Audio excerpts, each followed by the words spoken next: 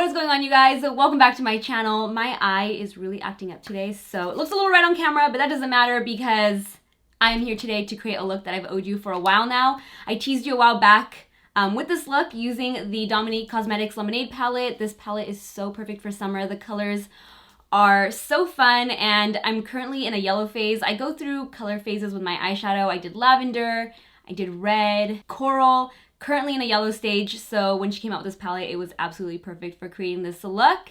And it is summertime, it's hot out. It is currently a whopping 90 degrees here in LA. And I thought this look says summertime is here. So if you guys are interested and want to see how I got this look, just keep on watching. For today's face, I thought I would try a combination of low and high-end products. So I'm gonna start off on the high-end side using the Tatcha Silk Canvas Primer. I'm gonna go ahead and apply a very small amount. When I did the first impressions video, I used a lot, and you're only supposed to use the tiniest amount, probably just like that. They say a grain of rice, and that's even a little too much. I'm gonna go ahead and apply this all over, starting with the center of the face and blending it outward. For foundation, I'm going to be using the Maybelline Superstay Full Coverage Foundation. I believe I should be shade Sun Beige, number 310, now that I'm a little tan. But this foundation does oxidize quite a bit, so I might mix in a little bit of 220 Natural Beige, just so I don't go in super dark right off the bat. So I'm going to go ahead and mix these two and add in a little bit of Urban Decay's Drop Shot, just to sheer it out. I've been loving this technique for a fuller coverage matte foundation. It just gives me a really nice finish. So I'm gonna mix one drop of each of the two colors and apply it with a paddle brush, then blend it out with my beauty blender. And the paddle brush I'm using is a Smashbox buildable foundation brush. So I like to feather it on the skin to give a nice light, even application, and then as I apply it, I take the beauty blender and just blend it out. And then for my under eye concealer, I'm going to use what I still consider to be the best drugstore under eye concealer, Instant Age Rewind Concealer. They came out with a bunch of new shades. I think I'm going to try shade Sand today, which is a new color, and the Neutralizer, which should be a neutral shade. Let's see how Sand looks first.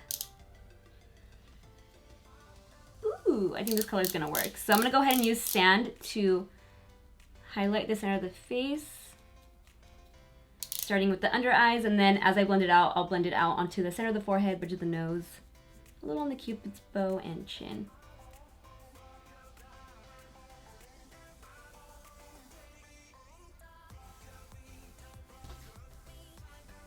And then if you don't have a corrector to use underneath the eyes, if you want to further brighten up dark circles or this, inner corner under eye area, I just take a little more concealer and apply it to this pocket right here, and it should do the trick, instead of going in with a separate corrector.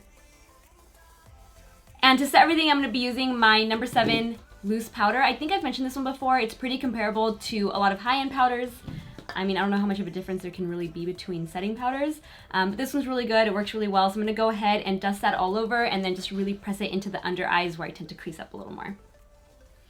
And this brush that I'm using is by Hourglass. This Maybelline foundation does a pretty good job at setting itself, though. I feel like I don't look as shiny as I normally do on camera. I've learned to use more mattifying or matte foundations on camera. Even though I really like dewy foundations, they don't translate the best on camera. You definitely want to go a little more matte for on-camera work, because if not, you look kind of shiny. It looks great in person, but on camera, you definitely have to switch things up. I want to be super glowy, so I'm going to go ahead and highlight next. I'm going to be using one of my favorite highlighters at the moment, the Anastasia Amrezy highlighter. I think it's just called the highlighter per the back of this package. And I'm just going to go ahead and apply that to the high points of the face using that same Hourglass brush. I'm just going to use the other end over here. Normally I don't like double-ended brushes because I feel like it's kind of unsanitary, so I just lay this one on my tabletop, but I do find this brush to be very convenient. I just wish there was a better way to store your double-ended brushes. Or if you put this inside a container, I feel like the bottom is really gross. I don't know. But it is a good brush. So I'm going to go ahead and just apply it to the high points. Really swirl it in there. It's just the most perfect glossy glow that you get from a powder highlight. I highly recommend it because it's just so pretty and it goes with everything. To bronze next, I'm going to use a bronzer that I don't think I've ever used before, but I was going through my makeup the other day and I was like, you've never used this and you've held on to it, so I'm going to give it a try. This is the Becca Sunlit bronzer in shade Bali Sands. It looks a little light, but I'm gonna see if it shows up. If not, I'll go a little darker and use another bronzer. But let's see how this goes on the skin. It feels really soft and it's picking up a lot on the brush, so we shall see. I like it. I feel like it looks really natural, not too intense. It's giving me the perfect amount of bronzy glow, especially because we're gonna be doing a yellow eyeshadow look. I feel like you want everything else to be really subtle, and I feel like this bronzer is kind of perfect. I wish I would have used it sooner. For the brows, I thought I would try this new brow pencil that NARS recently came out with. It's called the Brow Perfector in shade Medium Brown Cool. Naia, I believe is the name on here. Probably pronouncing it wrong, but I'm gonna go ahead and fill in my brows, try something new, switch it up. I always like to start with the top of my brows and create the arch, and then fill in the bottom as needed. So we're gonna start up here.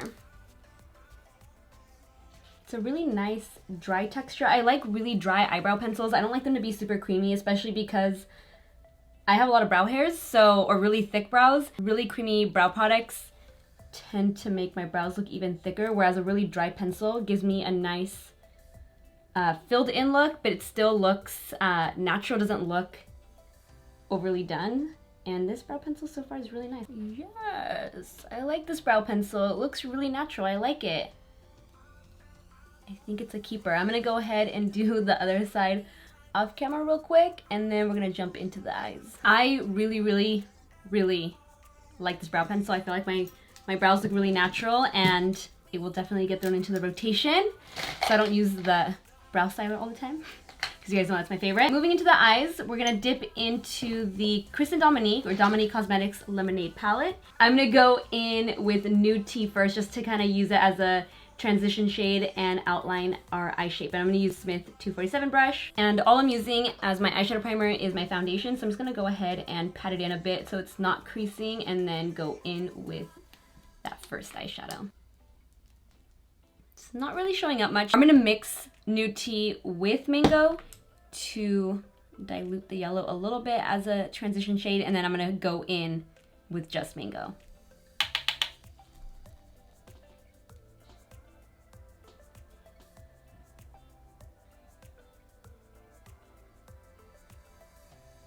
And now that I have the shadow on both eyes, I'm gonna take a large blending brush. This is a Smith 232, and I'm just gonna buff everything out so it looks really soft.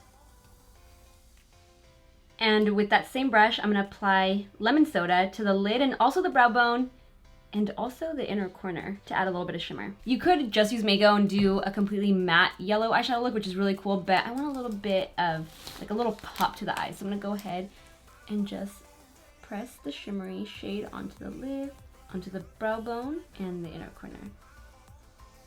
And then again, once I have it on there, I'm taking that large blending brush and just blending it out.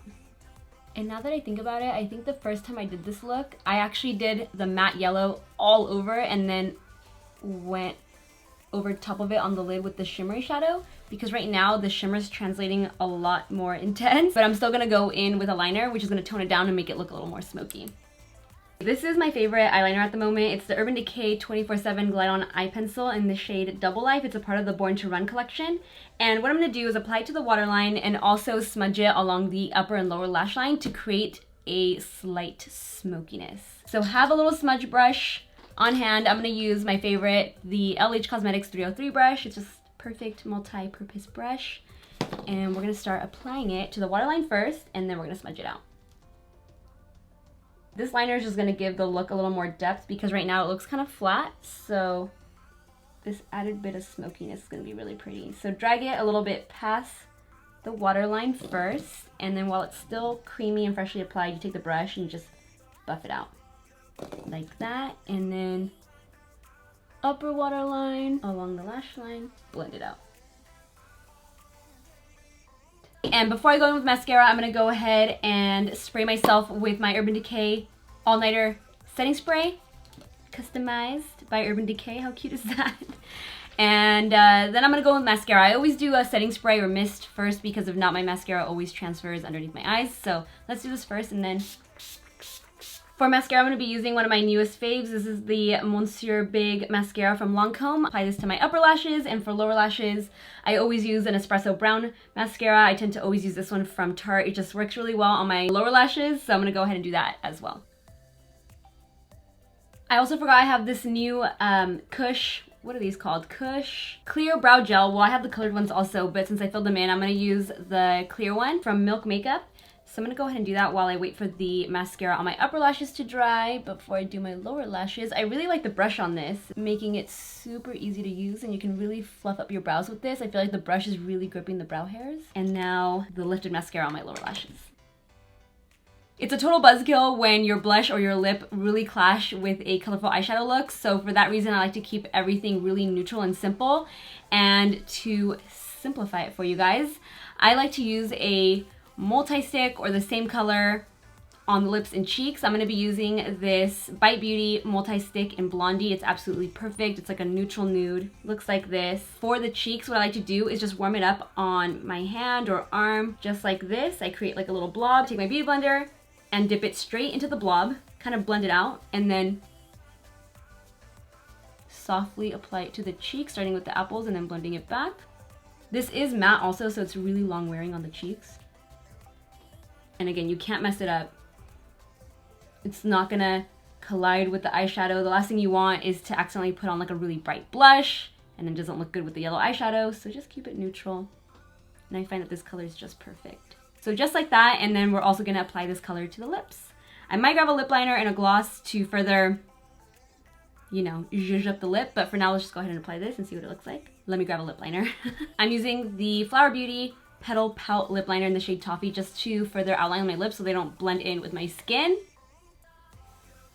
Alright you guys, that completes this tutorial. I didn't even do my hair for the duration of this video. It's just too hot to even mess with it, so hopefully it looked okay, and I hope you enjoyed this look.